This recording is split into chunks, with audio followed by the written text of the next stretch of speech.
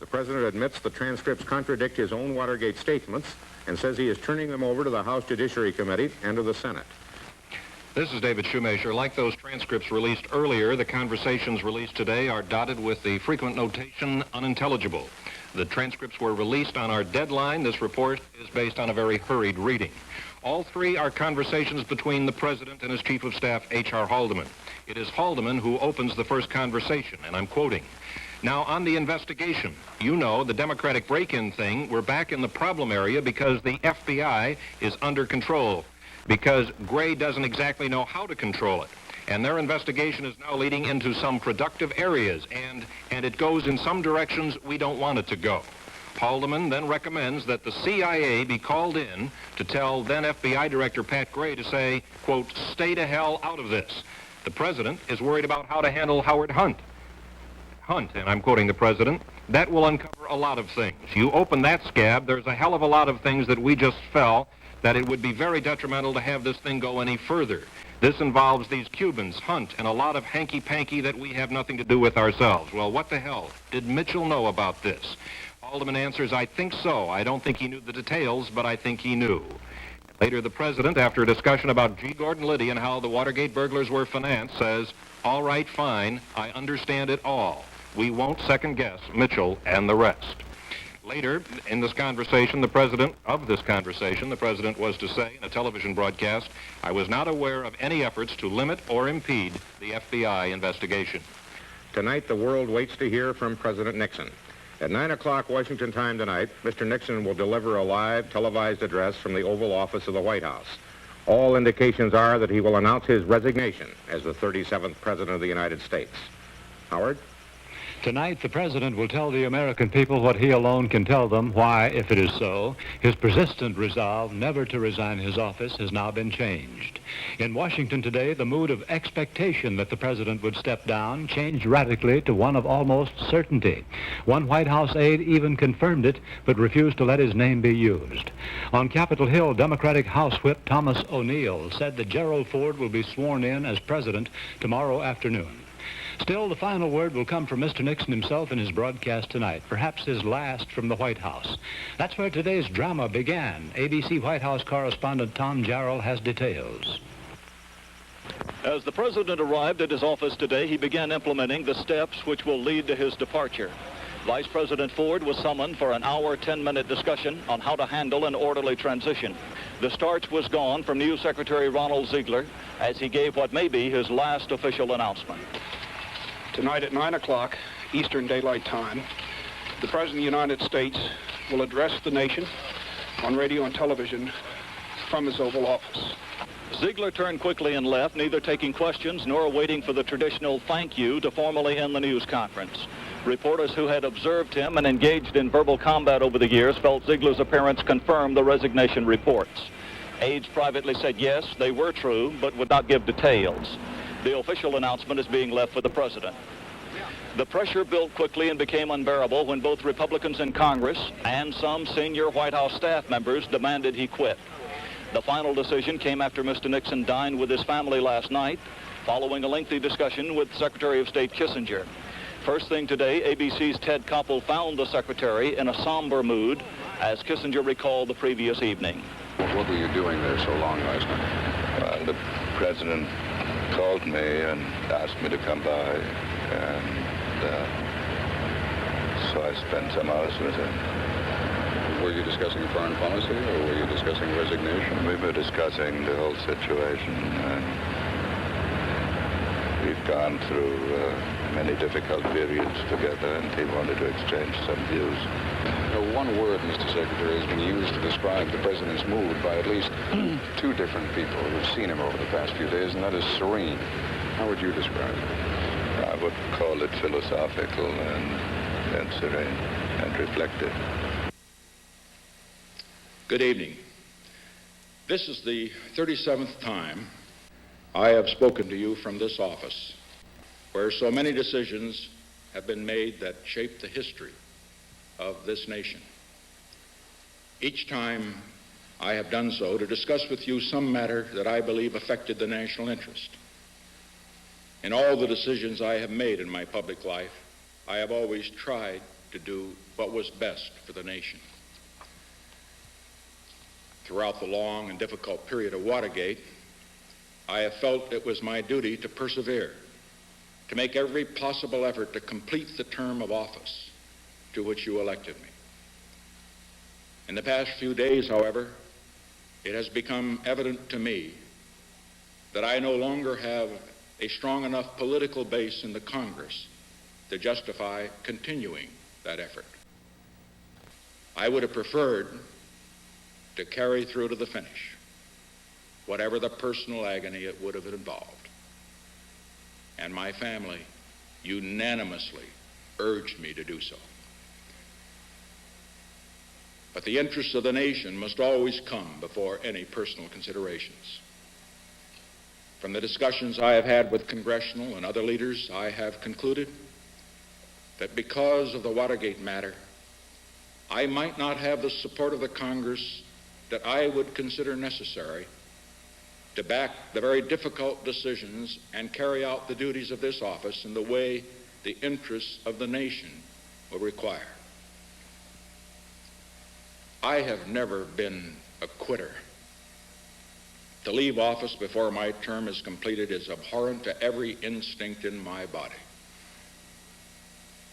But as president, I must put the interests of America first. America needs a full-time president and a full-time Congress, particularly at this time with problems we face at home and abroad. To continue to fight through the months ahead for my personal vindication would almost totally absorb the time and attention of both the President and the Congress in a period when our entire focus should be on the great issues of peace abroad and prosperity without inflation at home. Therefore, I shall resign the presidency effective at noon tomorrow. Vice President Ford will be sworn in as president at that hour in this office.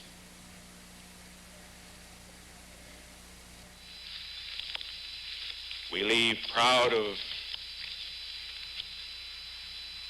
the people who have stood by us and worked for us and served this country. We want you to be proud of what you've done. We want you to continue to serve in government if that is your wish. Always give your best. Never get discouraged. Never be petty. Always remember, others may hate you. But those who hate you don't win unless you hate them. And then you destroy yourself. President and Mrs. Nixon, Vice President Gerald Ford, soon to be President, and Mrs. Ford walking the red carpet now down to the helicopter. Sustained applause. They're followed by Tricia Nixon and Ed Cox, Julie and David Eisenhower. Ron Ziegler was one of the first ones out the door. Dr. Walter Takash walking out to the plane. They are now boarding the helicopter, walking through the honor guard, as you can see. The president glanced this way at the press standing on the platform briefly, half smile on his face as he walked by. There are tearful goodbyes now at the helicopter because Julie Nixon Eisenhower and her husband David will not be boarding the helicopter. They will not be boarding Air Force One to fly to San Clemente today. The president now at the door. A final wave.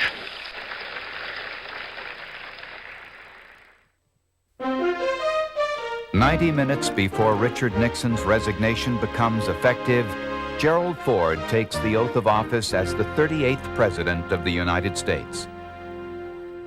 My fellow Americans, our long national nightmare is over. Our Constitution works. Richard Nixon is now subject to arrest and trial as a private citizen.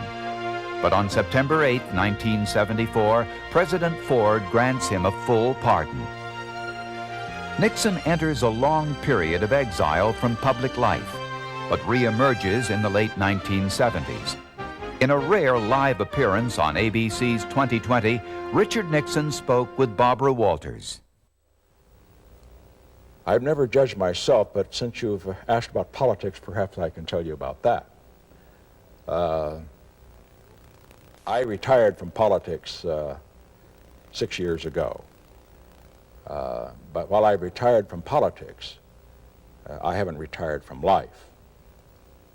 And perhaps I can best characterize myself by saying that while recalling one of the most moving speeches I ever heard, and I think you may have heard it too, in the Congress of the United States when Douglas MacArthur was fired by Harry Truman. And he closed the speech by saying, "Old soldiers never die, they just fade away." And I would paraphrase that, and this applies to me, that old politicians usually die, but they never fade away.